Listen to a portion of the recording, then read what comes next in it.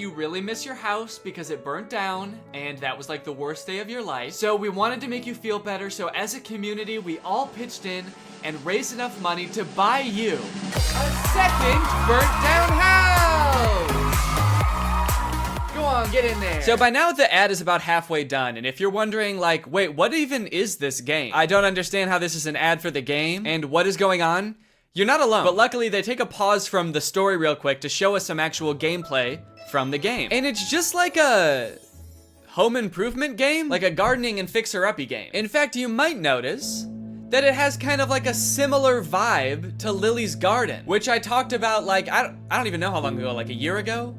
A year and a half? If you don't remember, Lily's Garden were the absurdly inappropriate ads for a gardening game. They had all sorts of fun ads, like Lily's private time sitting on the washer. Lily pretending that she's pregnant so that her boyfriend will leave her. All sorts of wacky scenarios that they used to market this game that, as far as I could tell, was just about gardening. So hold the absolute F up, Merge Mansion, which is the name of this game. I don't know if I've said it yet. So hold up, Merge Mansion. You think you can just steal Lily's Garden's thing? I'm sorry, but I'm not going to allow this copycat behavior, okay? Sure, I didn't like Lily's Garden ads at the time, or even now. And they also tried to start beef with me by putting my little Nutcracker guy in their commercials next to a dumpster. So really, I shouldn't be defending them at all. But you know what, Merge Mansion?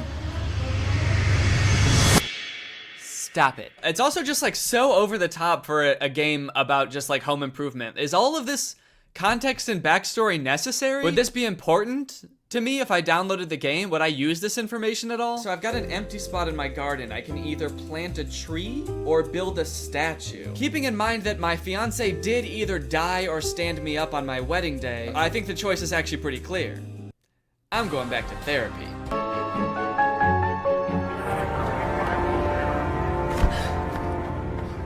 Okay, so then the ad takes a drastic turn. What the hell did Grandma do? Huh? It's not clear what they're arresting her for. And they never explain it either, so I'm not sure if it's just like another thing that you're just gonna have to accept you don't know the answer to, like what happened to her fiance and how did her house start on fire? Or maybe it has something to do with the fiance and the house. I don't know. Did she burn down the house? Did she burn down the fiance? I don't know.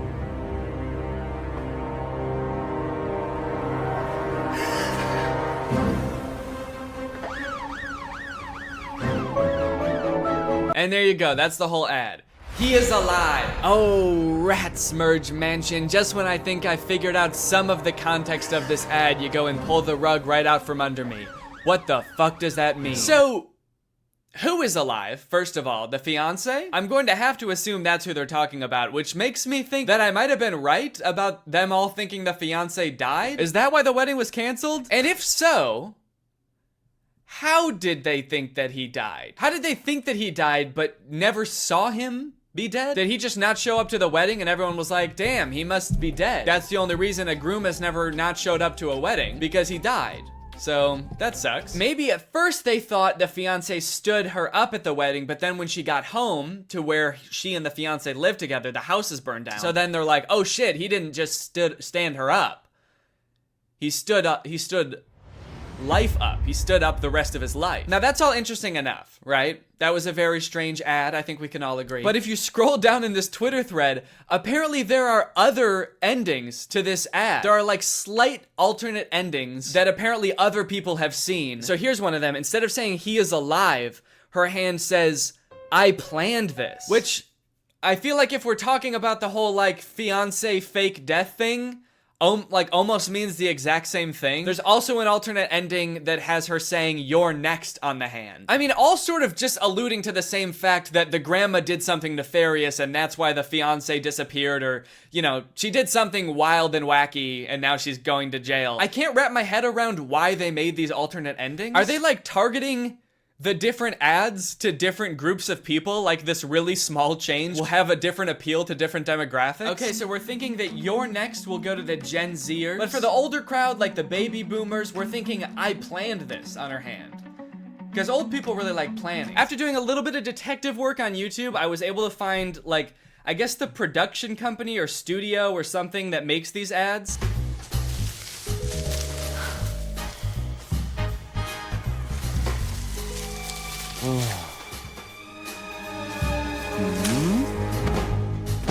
Okay, so that ad is about having a threesome. Does the game, I just want to know, does the game have anything to do with these ads? This home improvement game? I can't imagine it does. Okay, so now I'm out in the garden and here's a bush. What do I want to do here? I can either water bush, cut bush, have sex with two people hiding in bush. It's interesting that this is like the studio that makes these ads because they have a little description. Merge Mansion, a hit game from Metacore, needed 3 different ads full of warmth, humor, and drama.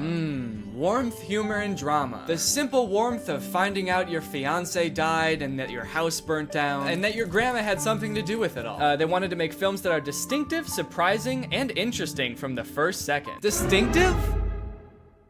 Try telling that to Lily's Garden, dude. I'm actually in love with this Twitter thread though, because once this tweet started picking up traction and a bunch of people started seeing it, everybody started replying with weird ads that they've seen. And yeah, there's some weird ass ads out there. I haven't done this series in a while, and it turns out that developers have been going buck wild, dude. That's all I can say. Look at this. Wow. Dude, what a brutal kick. Oh my god.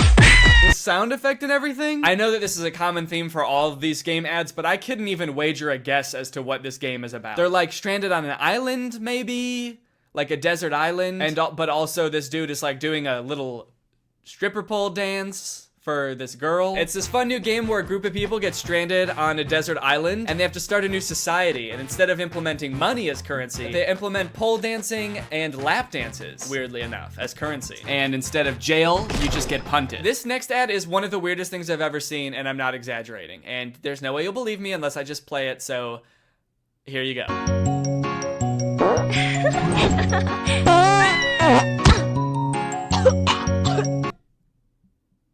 Dude, what is this? Stinky fart dragon game? Dragonscapes.adventure. What the hell? What is this? The dragon farts once and the girl laughs and she's like, oh, you like that? You kind of like when I fart? And the girl's like, yeah, I guess it's kind of silly. It's kind of like funny in an immature type of way. And the dragon's like, oh, okay. Well, how about I fart so hard that I break your spine? You like my farts, huh? How about I fucking kill you? Wait, is this the same girl? Dude, it is! Wait, okay, so this ad had nothing to do with dragons, but this is clearly the same girl. She's got the same outfit and everything. Okay, maybe this game doesn't have anything to do with pole dancing or dragons. Is it just about punting this girl? Sending her flying? Okay, so the main object of this game is to wait until this girl's having a good time, see how she's dancing and having fun, or she like thinks that the dragon's fart is kind of funny. Wait until she's having fun, and then you just fucking send her. Oh, wait. In the very last frame, it looks like now she's on an island by herself. So is this like the backstory for how she gets stranded on Stripper Pole Island? She was just having a good time washing her dragon and then she got like farted onto a deserted island? Maybe I'm reading too much into this. Is this even a real game?